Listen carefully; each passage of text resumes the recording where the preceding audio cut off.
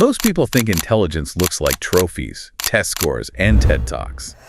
But what if I told you the weird little things you do every day, like talking to your plants or avoiding phone calls, might actually be proof you're a genius in disguise?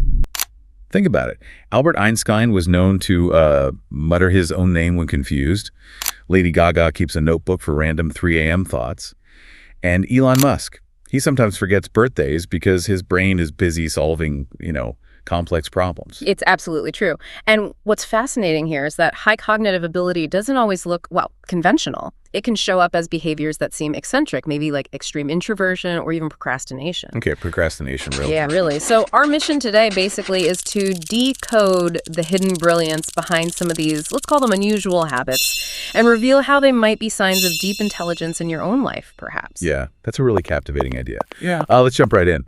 How about something maybe kind of common? Eating the same thing every single day sounds boring, right? But is there something more going on for like a brilliant mind? Well, it's far from boring, actually. It's more like a strategic move. We sometimes call it decision minimalism. Decision minimalism. Okay. Yeah. Every little choice, what to wear, what to eat, it uses up mental energy. Think of it like your brain having a finite amount of RAM. Right.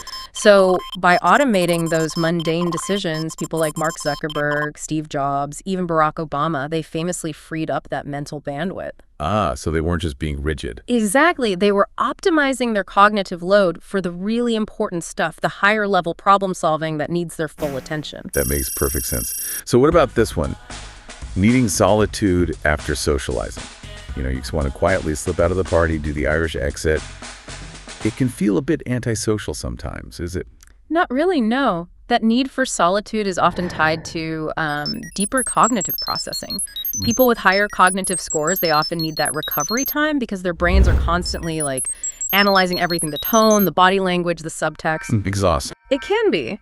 Think of Bill Gates and his famous Think Weeks, those intense solo retreats. They were vital for him to synthesize complex ideas. It's not about shyness. It's often a necessary reset for a really active mind. Okay, and for all the night owls listening, Yeah. staying up super late, maybe for no obvious reason, like finding yourself rewriting your resume in pirate slang at 2 a.m., is there genius lurking there? Maybe not the pirate slang part specifically, but yes, absolutely. Research consistently shows that night owls often have a cognitive edge. They tend to score higher on intelligence tests. Really? Higher scores? Yeah. And one pretty compelling theory is that highly intelligent individuals might be better at overriding evolutionary programming. The whole sleep when it gets dark thing. Think about figures like Mozart, Darwin, even Obama again. Yeah. They use those quiet, cognitively clean hours of the night for their most focused work, less distraction. Cognitively clean. I like that. Okay, speaking of focus, let's talk about hating small talk.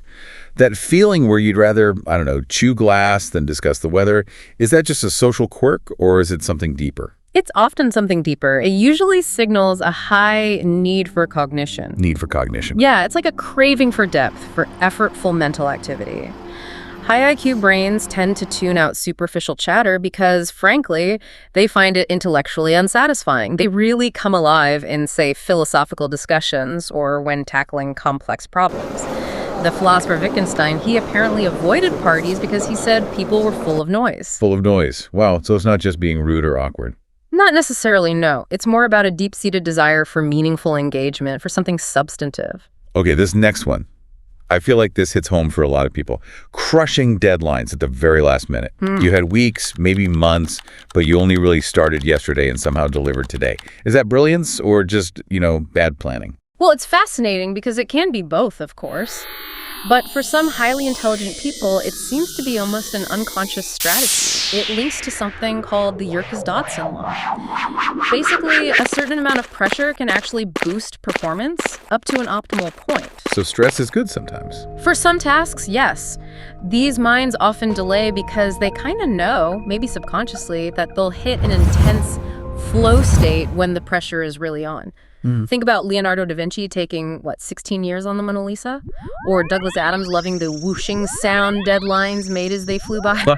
Right. For them, that 11th hour surge isn't just panic. It can be like this finely tuned, adrenaline-fueled mental boost that leads to their peak performance. Interesting. Okay, one more weird one.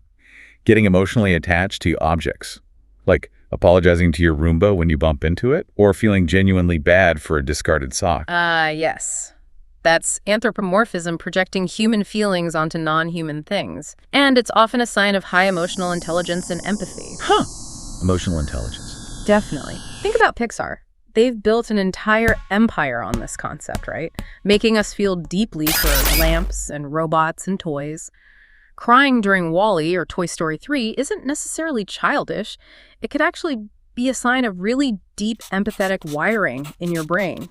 Highly creative people often blur that line between objects and stories. They see soul, kind of, in everything. Wow. Okay, so it's not just being quirky then. Not at all. The core message here really is that maybe you're not strange. You're simply tuned differently. Your brain just works in a unique way. That makes sense. You think about history. Steve Wozniak building the first Apple computer pretty much alone in his garage, or Ada Lovelace being called obsessive for her work on computation way back when. The world doesn't always recognize genius when it looks, well, unconventional. Exactly. Strange doesn't mean wrong. It might just mean you're ahead of your time. So let's bring this home. If you've ever zoned out during brunch because the conversation felt flat, or whispered sorry to a bookshelf you bumped into, maybe designed a life planner you'll never actually use. Perhaps you're not broken. Maybe, just maybe, you're brilliant. If you want more deep dives like this, exploring the surprising sides of human behavior and intelligence, make sure to subscribe wherever you get your podcasts.